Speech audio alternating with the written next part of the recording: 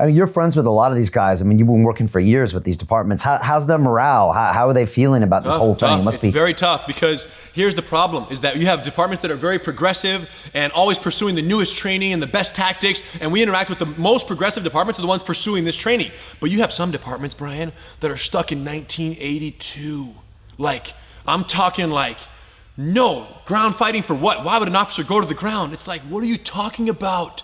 An officer doesn't choose. When they arrest someone and the scuffle happens, the fight goes to the ground. Like people who never watched UFC 1 and like are just in their own little world in the middle of nowhere, and these departments are in the most archaic tactics, and then one of those officers has a terrible force incident that gets caught on camera, someone gets killed, much like what we saw there in Minneapolis, something happens in an undertrained department by an officer who has maybe other issues at stake there, right? So someone gets killed on broad daylight on camera for using a $20 bill, and then all hell breaks loose. And the point is this, what people need to understand is this, and why it's so tough to be a police officer right now, is the general public very much generalizes law enforcement. They put them all in one big bucket and say police in America, like the same way you would say Army, Air Force, Marines, Navy, and police, right? But the problem is there's one of those does not equal the others.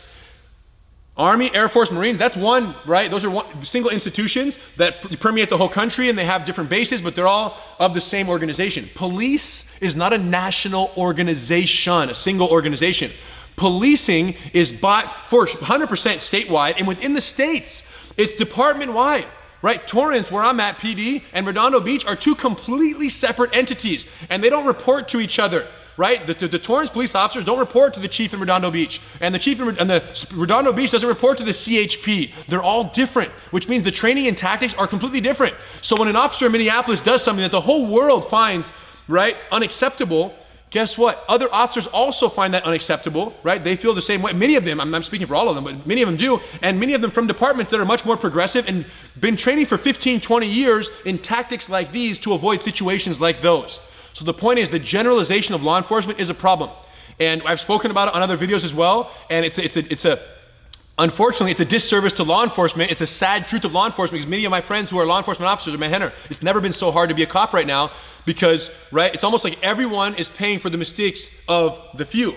And I'm not saying that there's only, a one incident that has happened that we're talking about. I'm talking about still the minority of incidents. We don't know are the tens of thousands of interactions that happen every month all over the country where there aren't excessive uses of force, that it's a normal communication, a normal arrest that takes place in due form with the appropriate level of force. Those are not remarkable. They're not, they don't go viral. They aren't exceptional or in any way, so we don't hear about them. We see the ones that go wrong, and then all of police get blamed for it, which is understandable, but you ask me how my friends are doing in law enforcement, and the answer is it's never been so hard, because they know that law enforcement is being generalized, and it's something that we can't change easily. And I spoke to my friend recently, Officer Ryan Tillman, and I said, why do you think that is? And he says, Rener, the reason why officers get generalized is because when one officer does something wrong, other officers, as a default, don't hold that person accountable.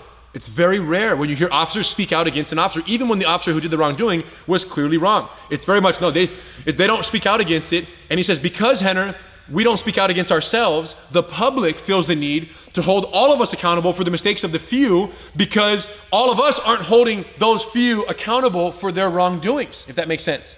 So if police as a community nationwide, which it really isn't, right, when you get technical about it, but as police in general don't hold the wrong accountable, the general public will hold all of police accountable. And I can imagine how difficult and challenging that might be to be on the receiving end. So if that's the truth, then what's the solution on that end? What's one of the contemplated solutions is law enforcement, by and large, needs to be more, right, holding account and critical of their own. If I hear of another jiu-jitsu instructor down the street that is harassing and sexually harassing female students, an instructor, and I hear about that, I'm gonna get up, and I have done this, and say, hey, the guy over there is a creeper. As soon as I have enough evidence to know with beyond reasonable doubt for me that what they're doing is wrong, and that no one should go to that building, I'm gonna speak up, because I want the world to know that that shouldn't happen. Watch out, number one. Number two is that we're not all the same, because if you don't speak out against the injustices and the misuse of force in your organization or in your industry, then you're part of the problem. Simple.